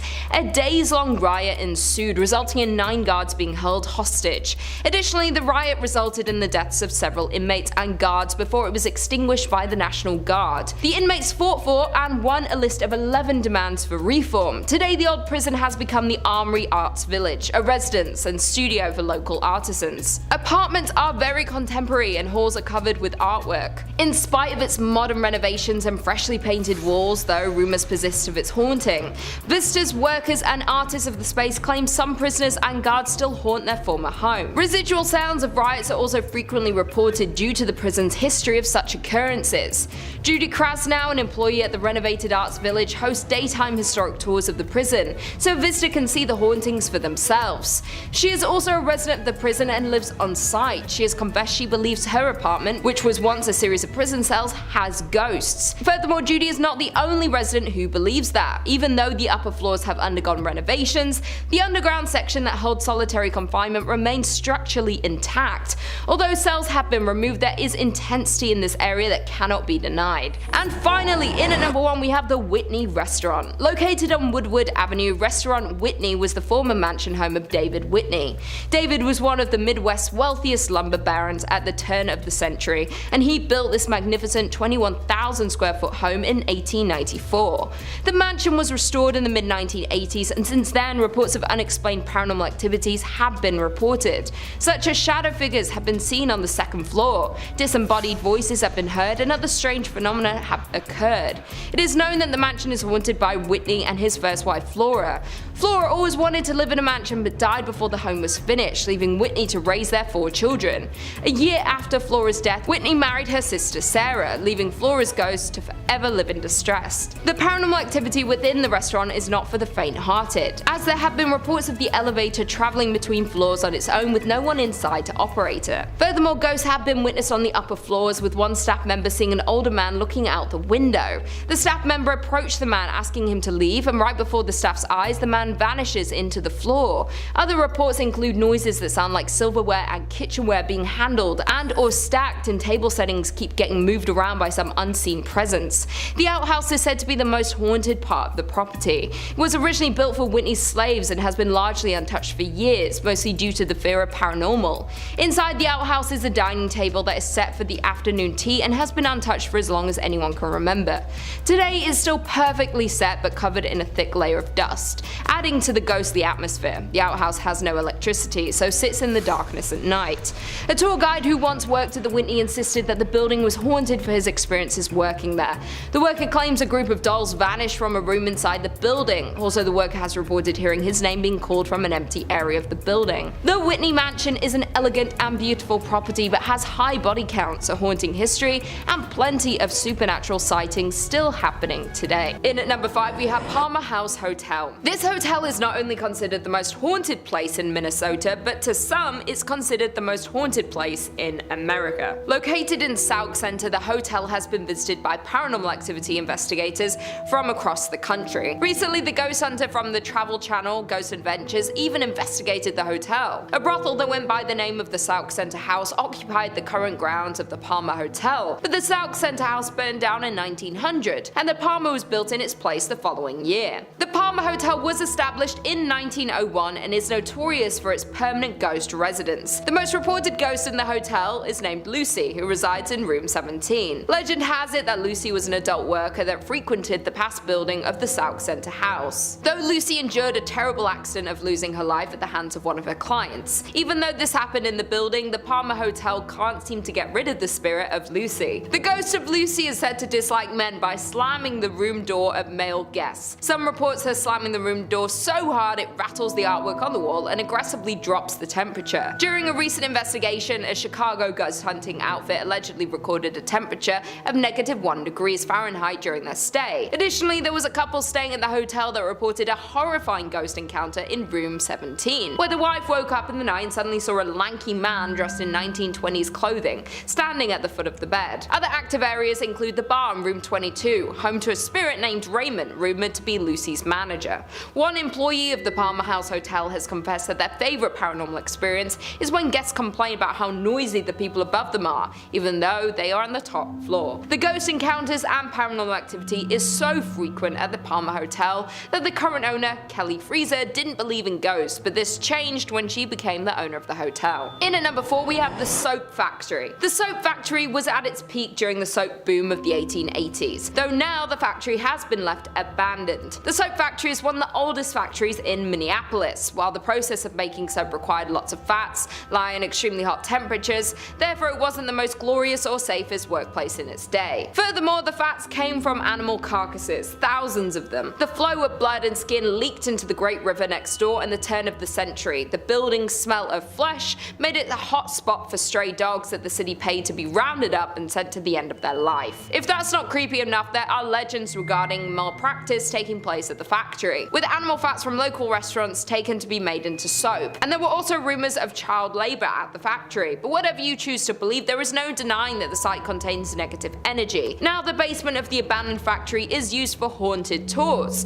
The tour is so scary in fact that guests have to sign a waiver and have to be 18 to go on the tour. In at number 3 we have First Avenue. Located in downtown Minneapolis, the building, which is now home to this nightclub, has a rounded front, is painted black, and has white stars on its sidewalls with the names of many of the musical talents who have done shows in one of these 3 event rooms found inside. Before it was famous for being a nightclub, the First Avenue was a Greyhound depot. The First Avenue legend has to do with the building's former self, the great Art Deco Greyhound bus center that opened on 7th Street in 1937. The story goes that a young woman went to the station to meet her boyfriend who was returning home from World War II. When she was informed that he had died in combat, she ran into the restroom and ended her life due to heartbreak. In recent years, multiple First Avenue staffers have reported seeing a ghost in the washroom. The ghost has been reportedly described as a woman always in a green army jacket and sometimes seen dancing at the club along with other ghosts. Legend says that many homeless people died in the bus station as well, and they can be seen dancing with the women. There have been reports of another spirit haunting the nightclub. The staffers nicknamed this spirit Slippy, while this particular ghost is said to make a balloon appear from nowhere which then floats up and down the staircase case on its own. Dave Schrader, paranormal investigator, visited First Avenue to assess the paranormal activity in the building multiple times and has concluded that the building is indeed haunted by many spirits, indicating that the record room is the most active area of the site. While DJs that have played at the venue have reported frequently hearing strange noises through their headphones, such as growls, voices, and screams, other performers report their equipment being pushed off stage with no explanation. In at number 2 we have Schmidt Brewery. Schmidt Brewery became the largest in Minnesota by 1860, producing 1,200 barrels annually and shipping them as far south as Tennessee. It was restructured as the St. Paul Brewing Company in 1898 before being sold to Jacob Schmidt soon after in 1900. Since its opening in 1884, many ghost hunters have visited the Schmidt Brewery to experience some of the many rumored paranormal activities. The brewery has been the site of many constant unexplainable instances, from fires to people losing their lives to terrible accidents. This place has seen a lot of scary sights, while the victims of these events linger around to haunt the grounds of the brewery. Even though the building is now used as an artist's loft, that doesn't take away the scary history of the Schmidt Brewery. While most of the ghosts that haunt the grounds of the old brewery have to do with ordinary brewery workers dying in terrible accidents, in 1896 2 workers lost their lives in an explosion. Furthermore, in 1902 a worker fell down an unmarked elevator shaft. Additionally, in 1904 Matthew Colo, a worker whose job was to light gas lamps in the brewery, lost his life from inhaling flames. Schmidt Brewery has been a St. Paul haunt since 1855 for more than a couple of reasons, when owner Jacob Schmidt took down the original North Star Brewery sign, replacing it with his namesake, Jacob Schmidt Brewing Company. The entire brewery burned down a year later in 1900. Plenty of other bad luck would also follow on the grounds of the brewery, suspected due to the tragic death of many workers of the brewery. And finally, in at number 1 we have Four Pals Restaurant. Known as the most haunted restaurant in Minnesota, the Four Pal has a tragic story. Located in St. Paul, Four Pals was a high-end restaurant located in Irvine Park, and the restaurant is a beautiful Victorian mansion. Sadly though, the restaurant is now permanently closed. The dark stories about Four Pals Restaurant hint that the historic mansion is seriously haunted. As the story goes, back in the late 1800s, Joseph Four Pal had an affair with the mansion's maid, Molly. It was not long before his wife discovered this relationship and love for Mary. Therefore, the wife became extremely jealous of the servant and assigned Molly to do chores that would keep her away from the bedrooms and away from Joseph. Molly became pregnant and Joseph ended the affair, but Molly was so distraught about the whole situation that she ended her life. According to reports, she ended her life in the attic. Joseph was upset when he heard the news about Molly that he figured he could not stay in the house where his beloved died. One day he went out for a walk and ended his life as well. Since then, restaurant guests and employees have reported creepy sightings of a woman dressed in 1800s attire, lights turning off and on by themselves, and strange noises coming from the attic. In one case, the disturbances were so chaotic that it led to an investigation by the St. Paul police, whose canine dog refused to enter the attic. It is said that Joseph and Molly both haunt Four Pals, but many guests have said Molly is more active spirit. People say they have seen the two walking around the dining area, but Molly bangs on walls and smashes glasses. Some people say they can smell her lavender perfume. That being said, Mr. Four Pal is also sometimes seen, and his ghost has been reported wearing a dark waistcoat, silk vest, pinstripe trousers, and a derby hat. He can be seen going to the basement, at which time the lights flicker and shuffling noises are heard. He roams the house and has been caught on film many times. The former staff of the restaurant have also reported on many occasions when they would go floor by floor turning off lights as they close down for the night. Then when the staff members get in their cars to leave, they'll notice the top floor light is on. Nevertheless, if the restaurant is haunted, the story of Mr. Four Pal and Molly is one of the most devastating to date. Number 5 on this list is the Carolina Inn. This inn has actually been voted one of the most haunted in America by a few different lists. The University of North Carolina says the Carolina Inn was built in 1924 and quickly became a popular hotel for visitors and graduates of the university. In 1948, the Carolina Inn's most long-lasting guests checked in and apparently never left. Dr. William Jacox was a fun-loving man with a witty sense of humor, had recently retired from practicing medicine, and decided to make the Carolina Inn his final home. He lived in room 252 for 17 years before his death in 1965. As shared by the Carolina Inn, guests that have stayed in Jacox's old room report being inexplicably locked out of the suite. One time, the lock was so stubborn that a workman had to use a ladder to break into the room. Visitors have also noticed strange occurrences such as messy bath mats and previously closed curtains being pulled wide open. Some have encountered the smell of freshly cut flowers despite none being in the room and felt their bodies become strangely cold for no apparent reason. This is only part of the stuff that goes down at this room as well, guys. Some people have reported seeing a poorly dressed man approach them looking for an unlocked door, and then if they show it to him, he runs away screaming. It's thought that this is the ghost of Dr. William Jacox. I don't know why unlocked doors scare this dude so much, but anyone who's gonna spend 17 years in this hotel is probably a bit of a weird dude. Unless you want to deal with a crazy old doctor ghost messing with you all vacation, I'd stay at a different inn. Number 4 on this list is the New Hanover County Library. I don't know why, guys, but something about haunted libraries is just so intriguing to me. Like, it just seems so mystical and mysterious, I guess. This haunted library is located right in Wilmington. There is a woman that haunts this place who's believed to be a patron. Apparently, she used to donate quite generously to this library and in death doesn't want to leave it behind. She isn't the only ghost that walks the halls here and haunts the books. There's a male poltergeist who makes his presence quite known as well.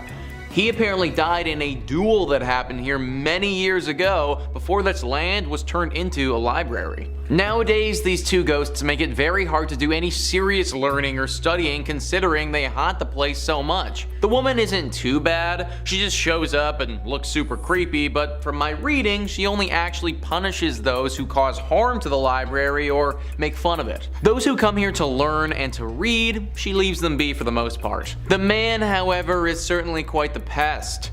He often messes with those that come here and makes it very difficult for people to accomplish anything. I love libraries, I think that we should all go to them more often, but maybe just not this one specifically. Number 3 on this list is Fort Fisher. Fort Fisher was a critical fort during the American Civil War.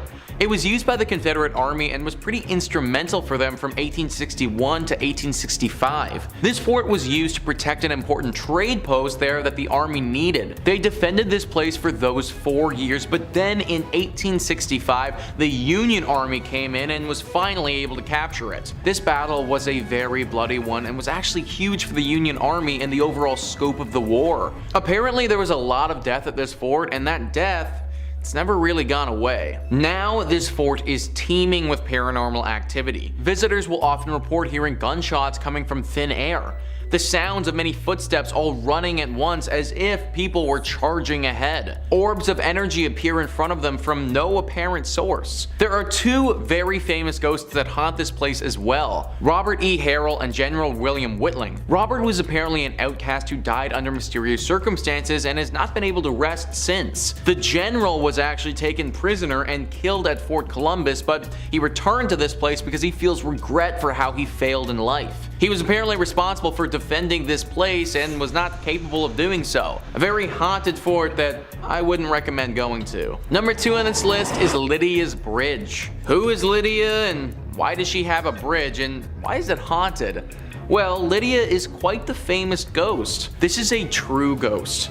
Like, when you think of a ghost and a ghost story, this meets all the criteria for a good one. Spectrum Local News says people traveling between Jamestown and Greensboro on US Highway 70A said they've encountered the ghost of Lydia, a hitchhiker. If she's picked up, she gets into the car and vanishes before she reaches the requested destination. Various versions of the Lydia legend have been passed along over the years, and there are apparently 11 different versions of the story that are set in North Carolina. It's common for folks to go ghost hunting for Lydia near the bridge. In the book Looking for Lydia, historians Michael Reniger and Amy Greer cite the 1923 death of Annie C. Johnson as the real-life Lydia who died after a car flipped in 1920. That is a story with some history, man. Literally since the 1920s this has been going on, and there are 11 different versions of the story. A story like this isn't just made up. It's not just something that one person posted on Creepypasta that became a thing. No, this has been part of the identity of North Carolina for a century. Countless people have picked up this woman and then had her disappear right before their very eyes. Car accidents have happened for people driving this woman and then getting so shocked that they spin off the road when she disappears. Lydia, or Annie is a real ghost who stalks drivers along this road and especially this bridge. Although she isn't inherently evil in nature, as I said before, accidents have happened when people realize they were just driving a ghost around. I have no idea where Lydia is trying to get to, but trust me, you probably don't want to be the person to take her there. And finally, number 1 on this list is the Devil's Tramping Grounds. This is in reference to a very strange patch of soil in North Carolina. For decades, this circle of dirt has allowed nothing to grow on it at all, whilst the area surrounding it is home to luscious wildlife. The Sun Journal says regional legend maintains that Satan frequents the area on his nightly walks, pacing the circle as he contemplates his nefarious deeds. Normal vegetation surrounds the circle, but only a wiry grass grows inside it, and no plant life of any kind can be found on the path itself. Visitors have also claimed to see red glowing eyes in the circle. Now, there could be any number of reasons for why nothing is growing on this patch of dirt. Simply because an area of land cannot grow wildlife doesn't automatically mean the devil himself has anything to do with it. But throw in the fact that there are 2 red glowing eyes there, plus a few other creepy occurrences, and we might just have something demonic afoot. Locals have reported putting objects in the center of the circle, then coming back a little while later and having those same items moved outside the circle, as if someone or something did this deliberately. The thinking is that this circle is a place used by the devil to dance or to perform rituals that we don't understand. Having things inside his circle of death doesn't make for a great dancing spot or sacrificial zone, so those things need to get moved. That's why we see the red eyes in the night and there's an overwhelming sensation of dread in the area. It's the devil doing his devilish things. A daring reporter actually decided to test this theory one evening and slept in the exact spot in a tent. He said that the entire evening he heard the distinct sounds of dancing footprints outside his tent, but couldn't spot anything when he looked out. My dude literally could have been like 1 foot away from the actual devil. No idea how he managed to make it through the entire night, but honestly, solid respect. Either way, this guy's story is an exception, not the norm. I'd avoid this place at all costs, cause if you don't, the devil might actually make you pay for it. Kicking off the list at number 5, the Mission of San Miguel, 1610. The birthplace and historic site, the original San Miguel Church was most likely built shortly after the founding of Santa Fe in 1610 and is claimed to have been the first ever church built in America. Churches are already creaky and creepy, then this is the oldest one in the States?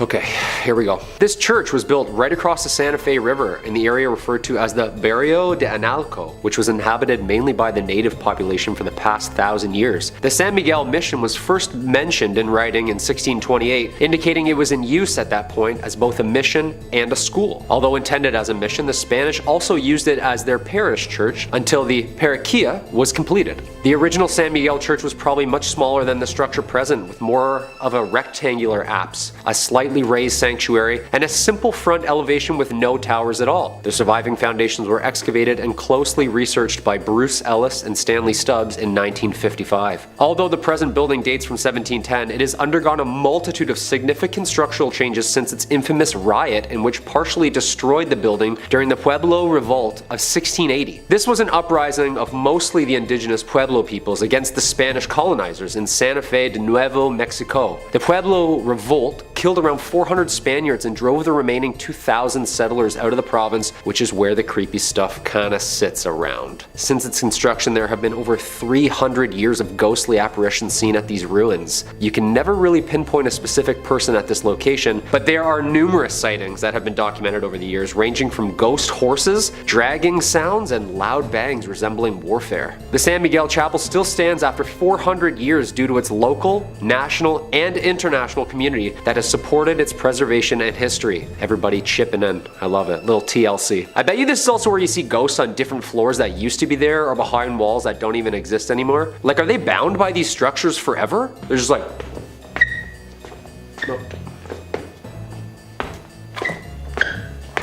Forever? Number 4, La Posada Hotel, 1882. Located at 330 East Palace Avenue in Santa Fe, New Mexico, La Posada Hotel is more than 100 years old, finishing construction in 1884. A lively and prominent spot for celebrities in town during the 1900s, it was originally built to be the home of Mr. Abraham and Mrs. Julia Stabb.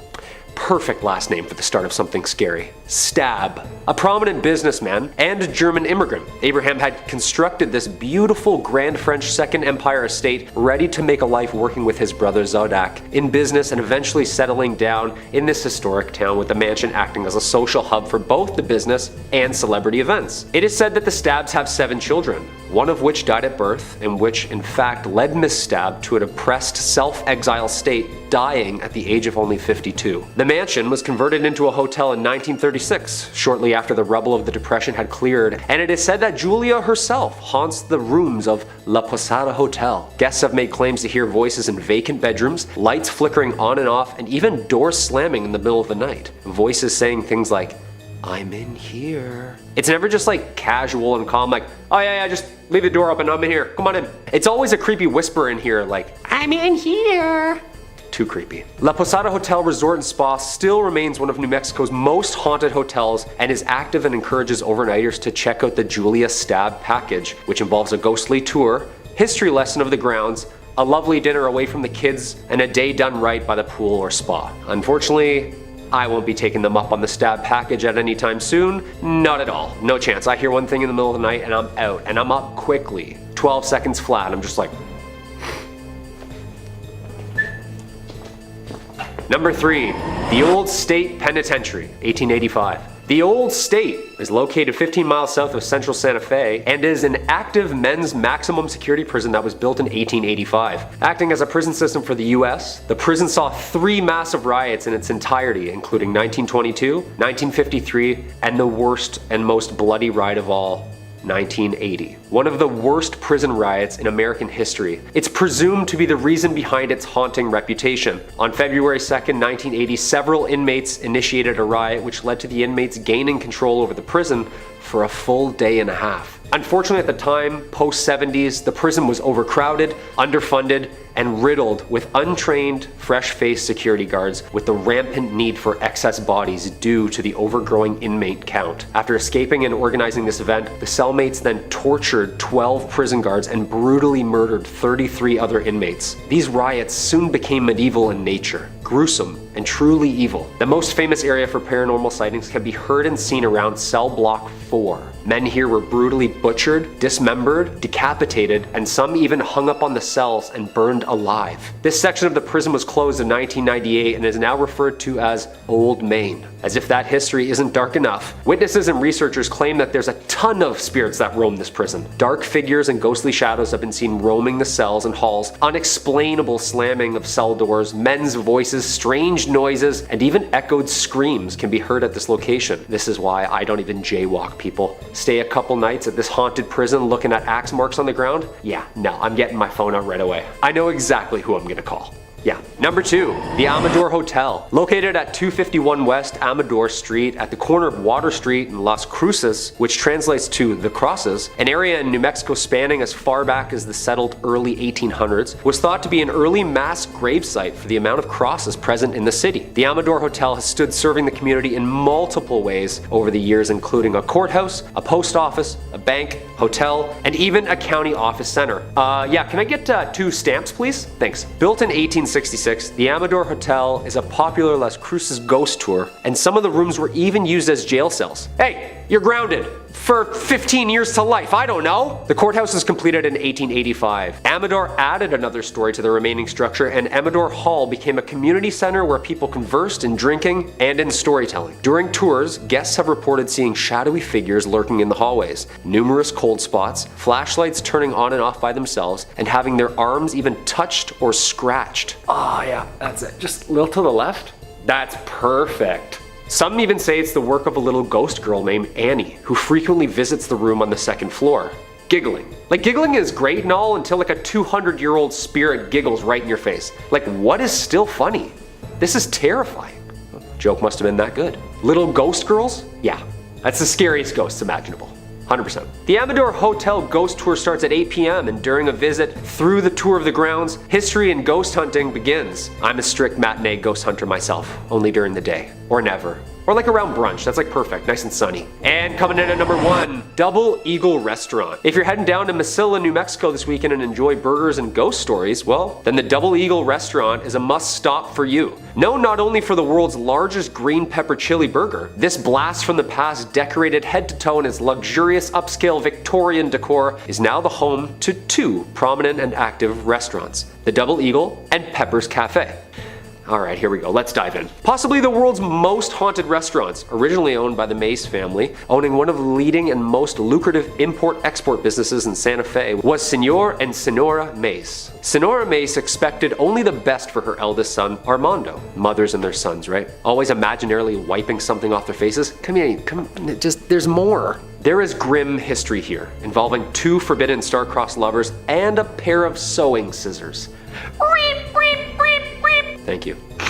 The Double Eagle Restaurant is not only home for great food, beautifully handcrafted cocktails, but also home to a double homicide gruesome murder, in which these victims' souls would seem to be trapped within these walls forever. Armando, son and heir to his parents' business, falling head over heels in love with the family's household servant named Enos. Although Enos reciprocated such feelings about Armando, their relationship had to remain a secret due to Armando's mother's strict ordinance and the difference in the teenager's social and political positions. When Senora Mays discovered this relationship, she demanded that it end at once and banished Enos from her home indefinitely. It is said that one day Senora Mays came home, and unexpectedly interrupting the lovers, mid-swoon, entranced by their love as she grabbed her sewing scissors from the basket on the patio and attacked Enos, stabbing and killing her. As she prepared to strike again, Armando, her son, threw his body in front of Enos and was stabbed instead. Yeah, that's some Romeo and Juliet stuff there, people. The murders were held in the famous Carlotta Salon Room, which can be visited at any time. A heavily requested stop where spooky goers can see a newspaper article titled Young Lover Ghosts on display, as well as an array of pictures taken of the young ghost lovers together over the years. That's terrifying! Here's the room,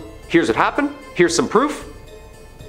That's all I need to know. I've made my mind up. For never was a story of more woe than this of Enos and her Armando. And I tried to end on somewhat of a happy note. Love lasts forever, and that's what I'm taking from this. Coming in at number 5, we have Hotel Park Central. Located on Central Avenue in Albuquerque, you'll find Hotel Park Central. The original building was constructed in 1924 and served as a hospital. It was then purchased in the 1980s and transformed into a mental health hospital. However, in 2010, a major renovation occurred with a $21 million investment, and it became the luxury hotel that we know today. The hauntings in this building date back to the time it served as a hospital. Patients would report seeing apparitions, hearing voices, seeing objects move, and feeling the presence of other beings when nobody was there. As well, when it was a mental hospital, it was known by patients and workers that on the top floor on the right wing, there is a ghost of a woman that likes to watch people in the hallways. Patients also reported having their bedsheets pulled off them in the middle of the night.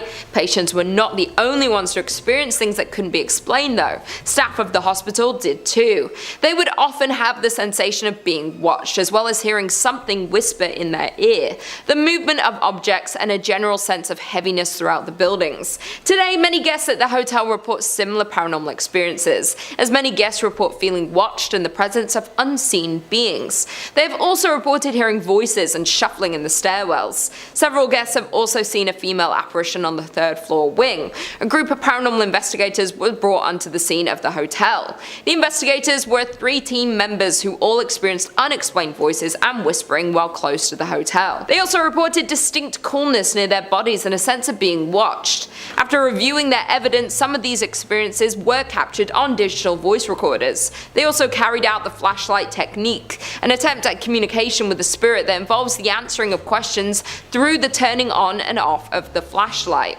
This was a success, with several responses captured on video. In at number 4, we have the St. James Hotel. Built in 1972 by Henry Lambert, the St. James Hotel was established. Found in Cimarron, New Mexico, the hotel is known to be one of the most haunted places in America. The St. James Hotel is said to remain host to several restless spirits. Both the owners and the hotel guests will tell you that many unexplained events haunt it. Several psychics have visited the hotel and specifically specifically identified 3 spirits and many others who passed through to relive their experiences. The hotel's second floor is the most active, with stories of cold spots and the smell of cigar smoke lingering in the halls. A prior manager commented about the spirits that linger in the hotel and said, "You never see them, but you do feel and hear them." Another report from a former owner states that she walked into the dining room and saw a pleasant-looking cowboy standing behind her in the mirror on the front of the bar. The spiritual activity of the hotel has been featured on the popular television show Unsolved Mysteries and A Current Affair. Room 18 at the hotel is kept locked because it houses the ghost of an ill-tempered Thomas James Wright, who lost his life at his door just after winning the rights to the hotel in a poker game. Having been injured from behind, Wright continued into the room and slowly met the end of his life. Because of the tragic accident that happened in room 18, it is known as one of the scariest and most haunted rooms. This can be seen with one former owner who said she was pushed down while in the room, and on another occasion saw a ball of angry orange light floating in the upper corner. The staff considers the room to be the most haunted, and people are rarely allowed to enter this room, much less sleep in it. Rumors abound that when the room was rented, several mysterious deaths occurred there. Other unknown entities are also said to roam the hotel, creating a host of paranormal activities. Staff report that items constantly fall off walls and shelves, and electrical equipment at the front desk behaves unpredictably. Others have reported cold spots throughout the historic inn, lights that seemingly turn on by themselves, feelings of being watched by unseen eyes, and cameras that cease to work inside the hotel, strangely returning to normal after leaving St. James. In at number 3 we have Mammoth Theatre. Built in 1927, this grand palace of a theatre certainly is a masterpiece of Pablo Deco fused with Art Deco. The creation of this beautiful southwestern style theatre was financed by a hard-working wealthy entrepreneur, Oreste Bacecchi, who wanted to fulfill a lifelong dream of building a grand theatre which would rival other larger-than-life movie palaces that were springing up around the United States. A large fire in 1963 destroyed Mammoth Theatre's iconic stage and much of the building, prompting the Bacecchi family to demolish it. In 1977, the same year, the theatre was listed on the National Register of Historic Places. The citizens of Albuquerque voted to purchase Mammoth Theatre at a steep discount. In return, the city of Albuquerque offered to fund the restoration of the landmark attraction. With the change of hands, local restoration experts were hired to restore Mammoth Theatre to its former glory. The hauntings of Mammoth Theatre can be traced back to a freak accident that happened in the late afternoon on August 2nd, 1951. Back then, hundreds of moviegoers were in Mammoth Theatre to catch the latest films. Without warning, a water heater located in the theatre's lobby exploded, sending scalding hot steam and plaster into the air. A total of 8 people were injured in the accident, including one person losing their life, Bobby Darnell. Since then, the theatre is said to be haunted by the ghost of Bobby. Performers and staff of Mammoth Theatre have all reported strange and unexplainable activities happening in the theatre.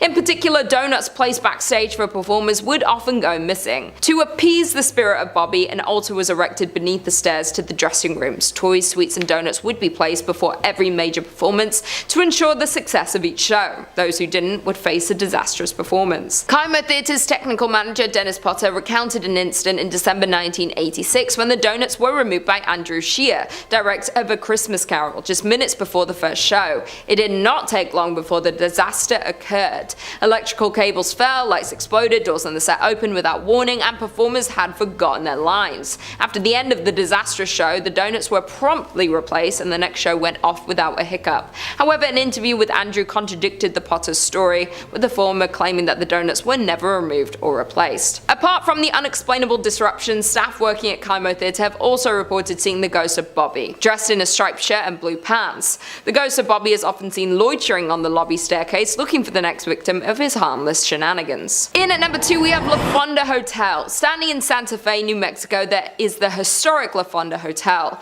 Over the years, the hotel was destroyed and rebuilt several times over. In 1821, when Captain William Becknell blazed the path of what would become known as the Santa Fe Trail, he stayed at a La Fonda where the trail terminated at the town central plaza. As more and more pioneers traveled the Santa Fe Trail, the La Fonda became a popular destination for trappers, traders, mountain men, soldiers, politicians, and the like. The current La Fonda was built in 1922 on the site of the previous previous inns. In 1925, it was acquired by the Atchison, Topeka Santa Fe Railroad, which leased it to Fred Harvey. For more than 40 years, from 1926 to 1968, La Fonda was one of the famous Harvey houses, a renowned chain of fine hotels. Today, the La Fonda Hotel is said to host not only travelers visiting Santa Fe, but also several ghosts.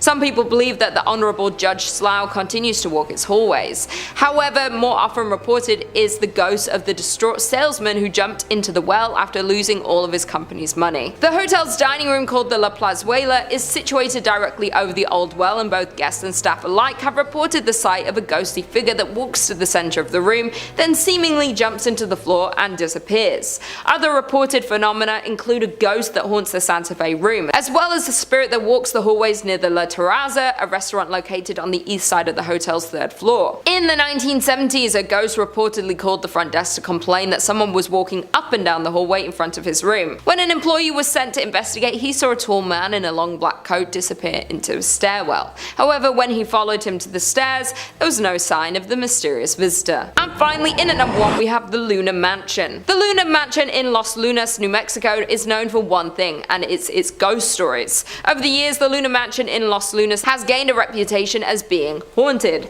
Guests and staff alike have shared stories of unexplained activity, which some chalk up to the paranormal. Over the years, the mansion changed hands several times before it was purchased and renovated as a fine dining establishment in the 1970s. It was then that the ghost of Josephina began to appear. Perhaps she didn't like the renovations, or maybe she just wants to stick around to make sure they were doing a good job on the home that she had spent so many years looking after. Dressed in 1920s period clothing, she had been described by employees as appearing very real. Most often she is seen in 2 former bedrooms on the second floor, an attic, storeroom, and at the top of the stairs leading to the second floor bar. At the top of the stairs sits an old rocking chair, which she has often been seen sitting in and rocking slowly.